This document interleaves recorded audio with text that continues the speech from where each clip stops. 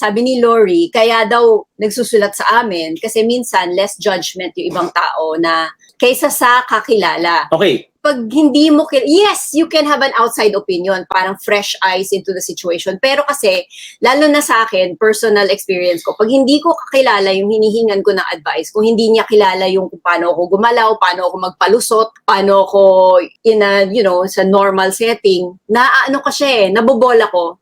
And in a way, pag nagkikwento ako, ang alam lang niya, bias ko. Hindi niya nakikita paano si Richard, ano yung track record ni Richard, hindi niya alam. So, it's very biased to me. So, of course, hindi niya ako ma-judge. It's good for me. Parang I feel good kasi siguro, dahil nga, story ko lang yung alam niya. So, medyo kakampi siguro sa akin yung advice.